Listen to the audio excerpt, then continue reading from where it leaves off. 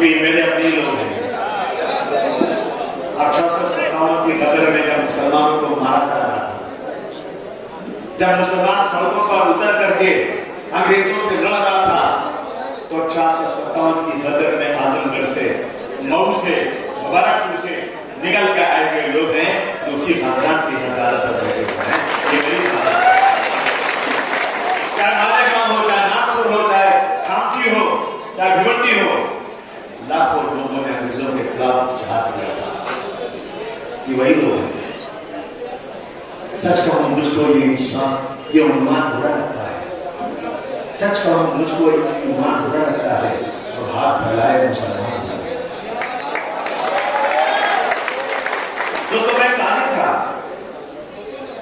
मैं कई बार कह चुका हूं और फिर कह रहा हूं कि मेरे खानदान में किसी ने आज तक सियासत नहीं किया था। मैंने अपनी आंखों से जुल्म जाते देखा।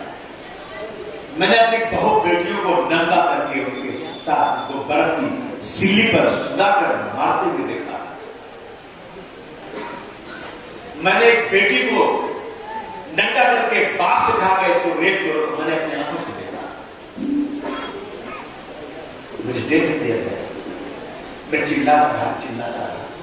मेरे पास बहुत पैसे थे।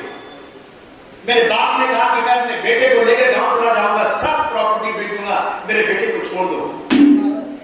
कुछ नहीं। 1 साल 10-15 दिन तक मैं जेल में रहा और मैंने अपने आंखों से देखा जुल्म जाती। खुदा की कसम, उसी दिन जेल में मैंने तय किया था, अबू आसिम कुत्ता भी अपने बच्चे पालता है, अगर तू इंसान है तो बची हुई जिंदगी कौन के नाम लिखता है।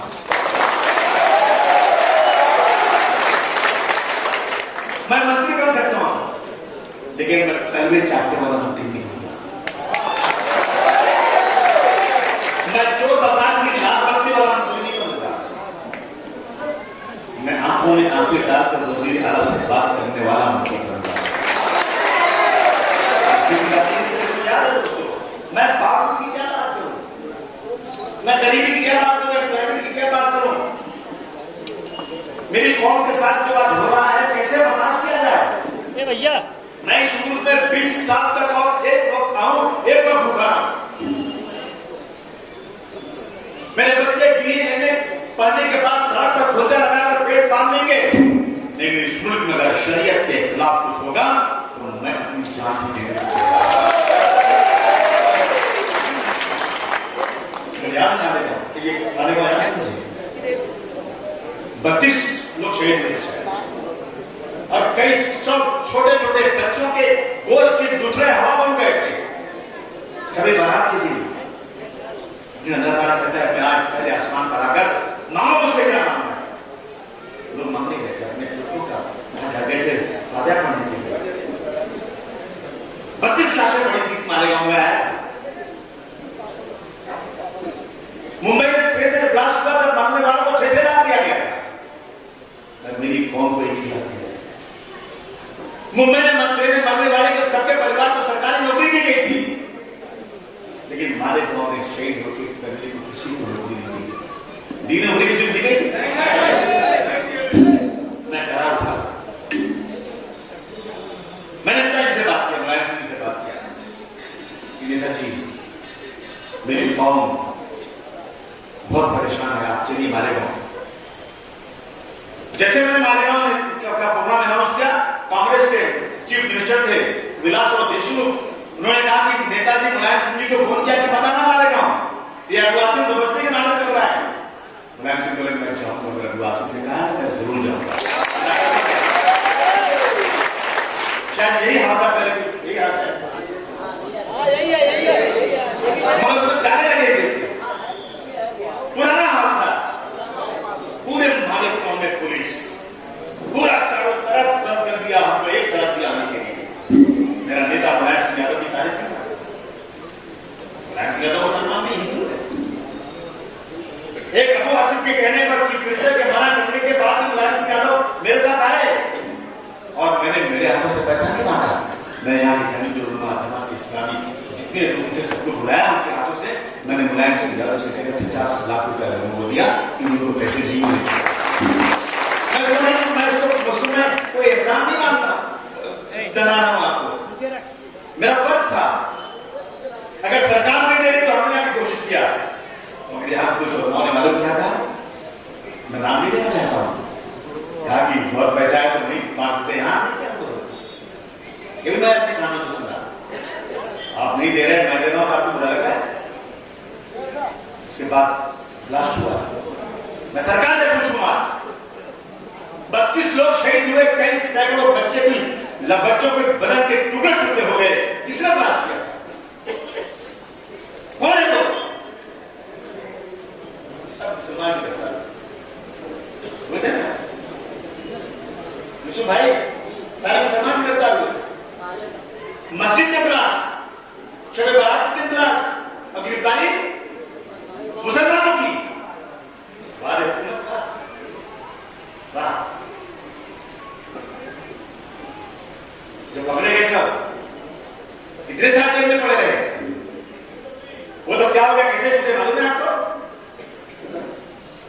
वो एक बंगाली था जो आरएसएस का क्या नाम था उसका, देखिए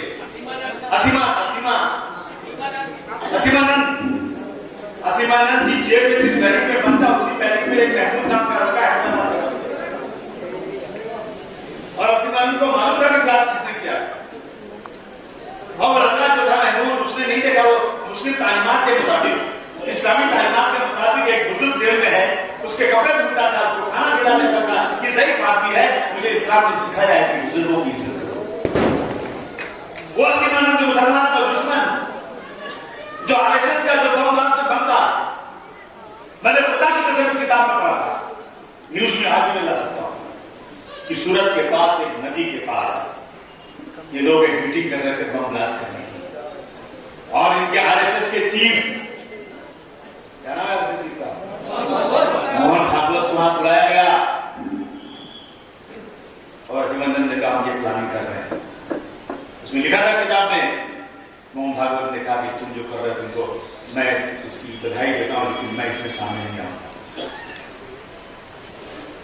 कोई पुकारने वाला नहीं, कोई पूछने वाला नहीं, वही मोहन भागवत को जब इसने असीमानंद की बहुत इज्जत किया, तो उसका जो इंसान था वो जाग उठा, उसने कहा मैं कोर्ट में जाऊंगा इस बच्चे के बारे में कहेंगे, उसने जाकर कहा ये जो लड़के पकड़े गए हैं ये असदुद्दीन नहीं, इन्होंने नहीं किया, बल्कि फलाने ने किया, उसने नाम ही दे दिया। मुझे याद है मुंबई में अपने चौहान साहब की सरकार थी, चीफ मिनिस्टर थे, और दिल्ली में होम मिनिस्टर थे चिदम्बरम, शिवराज पाटिल, नहीं पी चिदम्बरम थे, मुझे याद है, तो उनसे कहा गया कि साहब ये स्टेटमेंट क्या आया है, और तारसर ने कोशिश की, लेकिन वो स्टेटमेंट जो था ना मजिस्ट्रेट के सामने दिया गया। इसके बाद आपने कभी इसके पहले एनआईए सुना था? नहीं सुना था आपने, एनआईए थी नहीं, सीबीआई की, पुलिस थी, सबका, और एनआईए का गठन हुआ। एनआईए ने कहा हाँ जो उसने कहा है ना वो बिल्कुल सच्ची बात है, और सब हमारे गांव के बच्चे हेमंत करकरे साहब, मैं दिल्ली से आना था हवाई जहाज में, जब हेमंत करकरे साहब ने पकड़ा साथी प्रज्ञा सिंह ठाकुर पुरोहित वगैरह को, तो ये चीफ मिनिस्टर थे नरेंद्र मोदी, गुजरात से चिल्ला उठे, अडवाणी दिल्ली से चिल्ला उठे, बाला साहब ठाकरे मुंबई से चिल्ला उठे, ऐसे कैसे आपने गिरफ्तार कर लिया। उसके बाद मनमोहन सिंह ने हेमंत करकरे को दिल्ली बुलाया, कहा कि तुम जाओ अडवाणी साहब को बताओ तुम्हारे पास क्या एविडेंस है, मेरी कौम के लोग 32 मर गए और मुसलमान थे, और मुसलमान को गिरफ्तार किया, कोई माई का लाभ पैदा नहीं हुआ जो ये कहे कि तुम बताओ इनको कैसे गिरफ्तार किया। जिन्होंने जान देकर मैं कदी की आबरू बदली, वही अब ठकरे खतरे के लिए कर सकते हैं। क्या हुआ, ये गिरफ्तार हुए, एटीएस के सेक्रेटरी प्रज्ञा सिंह ठाकुर पुरोहित पांडे का, और एटीएस ने सारे गवाहों को 35 गवाहों को मजिस्ट्रेट के सामने 164 का वकील साहब बयान दिला दिया। बीच में एनआईए आ गई और एनआईए ने वही गवाहों को खड़ा कर दिया। गवाहों ने कहा कि हमें बंदूक की नोक पर बयान दिलाया गया है। इसके सामने मजिस्ट्रेट सामने किसने दिलाया? बॉम्बे पुलिस। उसको छोड़ने की तैयारी है। आपने देखा गुजरात की वो लेडी बिल्किस बानो, मैं गुजरात गया था, नंगी उसके घर के सबको मार दिया, नंगी औरत को रेप किया, नंगी भाग रही थी बेचारा, सिर्फ लहंगा दिया, लहंगा पहन के गई। और वहां गुजरात की कोर्ट में फैसला सही नहीं होगा, महाराष्ट्र की कोर्ट में पंगा चलाओ। चीफ मिनिस्टर साहब, तुमको चुल्लू भर पानी में डूब मरना चाहिए कि तुम्हारी सरकार से फैसला नहीं होगा। बेस्ट बेकरी का मुकदमा वहां नहीं चला, यहां चला, सजा हो गई, उनको छोड़ दिया गया कि ये बहुत अच्छे परिवार के दो फूलों का हाथ बनाया गया। देख रहे हैं हमारे देश में हम संविधान को मानते हैं, ये संविधान की कसम खाने वाले रेबिस को छोड़ते हैं और रोजाना मुसलमानों के सर सुन जाते हैं। मैं तो 1947 से पैदा नहीं हुआ था, लेकिन मैंने पढ़ा है कि जब हिंदुस्तान का डिवीजन हुआ उसके पहले हिंदू और मुसलमान कंधे से कंधा मिला के आजादी की लड़ाई लड़ रहे थे, सब एक साथ थे। लेकिन जैसे आजाद हो गया देश, अंग्रेजों ने हिंदू और मुसलमानों को बांट दिया, पाकिस्तान बना दिया और हिंदुस्तान बना दिया। हमारी जो भाईचारगी थी खत्म कर दिया। जो पाकिस्तान में हिंदू थे वो हिंदुस्तान आ रहे थे, हिंदुस्तान के मुसलमान पाकिस्तान जा रहे थे। मोहम्मद अली जिन्ना ने कहा और मुसलमानों तुम्हारे लिए एक अलग मुल्क बना दिया। लेकिन दिल्ली की जामा मस्जिद की मीनारों के सीढ़ियों से जो मौलाना अब्दुल कलाम आजाद ने कहा था, वो आज भी हमारे कानों में पहुंच रहा है। अच्छा मुसलमानों इस मुल्क को छोड़कर चले जाओगे तो तुम्हारी मस्जिदें वीरान हो जाएगी, तुम्हारे कब्रिस्तान में कोई फातिहा पढ़ने वाला नहीं होगा। तुम्हें याद नहीं इसी गंगा में तुमने वजू की नमाज पढ़ा है, मत चलाना तुमको मीनारा, तुमको जामा मस्जिद का मीनारा आवाज दे रहा है, मत जाना इसको छोड़कर, इस मुल्क तुमको इंसाफ देगा। कितना इंसाफ, कौन सा इंसाफ? ये इंसाफ मिल रहा है? कौन सी इंसाफ हुआ आपको? मैं मुंबई के शानबाग में 10 साल से मुसलमान गवर्नमेंट से जगह मांग रहे, गवर्नमेंट को जगह दे भी दिया और ये शिवसेना करो, मुझे कभी ताली वाले मेरे मैं माफ कीजिएगा कहा कि मैं शिवसेना का अध्यक्ष मुझे जो लोग मेरे कौम को कत्ल करने के मंसूबे बनाते हैं, तुम दाढ़ी रखते उसको सपोर्ट करते हैं, तुमको शर्म नहीं आती?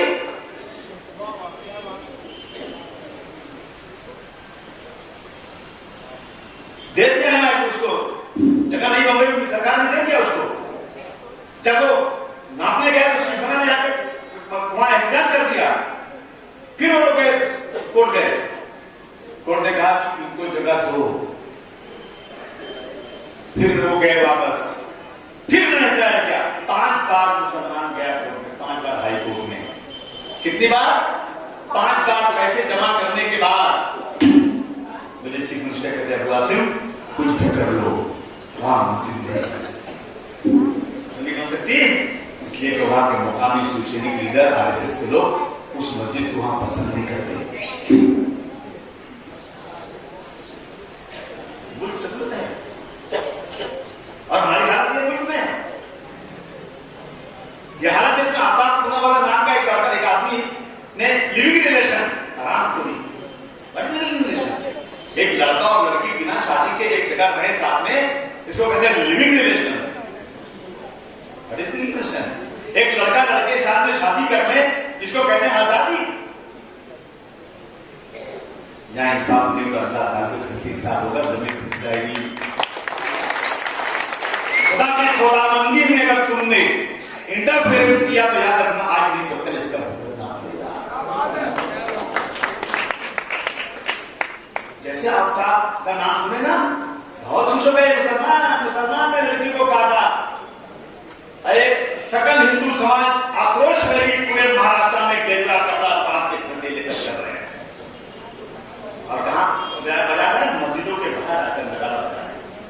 मुस्लिम कहता है भाई साहब मुझे अजान हो रही है प्लीज, कहा बाहर अंकल लोग क्यों जलाते हो अजान? लड़के गुस्से में आ गए तो मारा और कुरान शरीफ जाके जला दिया, पेशाब कर दिया और मस्जिदों के गुंबद पर झंडे लगा दिए, गेरुआ कर दिया। कब तक चुप रहूंगा? एक जान है चाहे कोई ले ले, लेकिन अब वासिम के समान कोई माइक कमरा नहीं रखता। पुलिस वाले बोल रहे थे क्या बोलेंगे अबू वासिम, मुझे इतनी ताकत दे दो ना कि पुलिस वाले मुझे ऐसे सलाम करें। अगर इनको अभी फोन करेगा कोई शिशुना का लीडर ना मिनिस्टर ना, ये बैठे नहीं ना खड़े होकर yes sir yes sir yes sir yes sir करेंगे, अबू वासिम को भी तुमको यस सर करना पड़ेगा आगे। मुझे आजादी को छीनना चाहता, मुझे डॉक्टर भीमराव अम्बेडकर के कानून ने कहा है कि आसमान की ऊंचाई पर कोई बैठा हो, अबू वासिम तुम उसके खिलाफ कानून के दायरे में लेकर सब बात बोल सकते हो, कोई माइक के खिलाफ मुझे रोक नहीं सकता। हम तो आपको रुके थे यहाँ कि हमको मौलाना कलाम आजाद साहब ने कहा है तुमको यहाँ पर तुम्हें इंसाफ मिलेगा, हमको इंसाफ नहीं मिल रहा है और हम इख्तियार भी नहीं करेंगे। क्या हो रहा है देश के अंदर?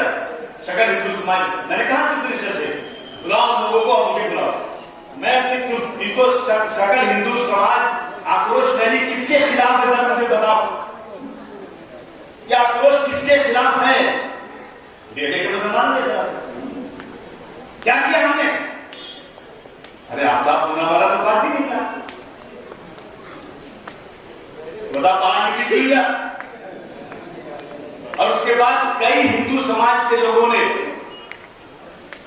एक ने मेरठ में एक अपने आशिक को या सवार को काट के बैग में रख के ले जा रही थी और मेरठ में स्टेशन में पकड़ी गई। आपने सुना नहीं, क्योंकि वो मुसलमान नहीं थी। अरे ढाबे पे बांध दिया उठा के और फ्रिज में रख दिया। आपने सुना नहीं? मुसलमान होगा तो मुसलमान नहीं है, आफ्ताब नाम है तो चिल्लाएंगे। और सरकार कुछ नहीं बोल रही है। रोजाना मुसलमानों को कहते हैं कि 20 लाख मुसलमानों को मार देना चाहिए। बार हमारे सामने तुम दबा कर भाग गया, तुम कौन सी ठेक की बोली हो मुसलमानों को मार देना? 20 लाख मुसलमानों को मार देना चाहिए और कहती है ये कि घर में चाकू छुरी रखो, सब्जी काटने वाला, क्योंकि तुम्हारी बेटियां महफूज नहीं रहेंगी। मैंने रोजाना ये नीतीश यहाँ आया था सर, बेचारा बड़ा परेशान है। वो चक्कर है पहले जो कांग्रेस से भागे, नहीं पहले शिवसेना में थे, वहां से खदेड़े गए तो शिवसेना फिर आए कांग्रेस से खदेड़े गए तो फिर बीजेपी में, बीजेपी पूछ नहीं रही थी तो वहां खड़े थे। आप सोचते हैं कहीं मुझे मंत्री पद मिल जाए। ये लोग जो है, अभी मैं उस दिन देख रहा था कि लव जिहाद के नाम पर भी इतना चिल्लाया जा रहा है। भाई मेरे पास लिस्ट है पूरी जो लव जिहाद की बातें कर रहे हैं। कितने मुस्लिम लड़कियों ने हिंदुओं से शादी किया है? वो कौन सा जिहाद है? अगर एक हिंदू लड़की से मुसलमान ने शादी कर दिया तो आप बहुत चिल्ला रहे हो लव जिहाद। मैंने कहा हाउस के अंदर जिहाद एक बहुत ही रिस्पेक्टेड लफ्ज है, बहुत ही मोअज़्ज़ज़ लफ्ज है। जिहाद को आपने जहां इस्तेमाल किया है ना, या तो आप जाहिल हैं, नहीं तो मैं आपको कई हजार किताबें देता हूं जिहाद के ऊपर, जिहाद किसको कहते हैं। तो मेरे पास लिस्ट है, एक लड़की है, उसका नाम है शर्मीन। उसने शादी की है मनोज से, हिंदू है। एक शाजीन है, उसने शादी की है एक हिंदू से। एक रूबीना है, उसने शादी की है अवस्थी से। एक रूबी है, उसने राजू से शादी की हिंदू से। एक अफसाना है, उसने अभिषेक से शादी किया। और शादी कहां हुई? मंदिर में हुई। और वहां ईमेल में आप बधाई देते वही नहीं बोलता, क्योंकि वो मुस्लिम थी ना, तो कह रहे हैं कि अगर मुस्लिम लड़की से शादी करेंगे, भाषण कर रहा है। एक चौहान है, उसके बाद कितने केस है? 1800, 1800 FIR है। उसके बाद भी रोजाना वो पूरे घूम के जो चाहो बोलता है और कहता है कि हिंदुओं से मुसलमानों शादी करो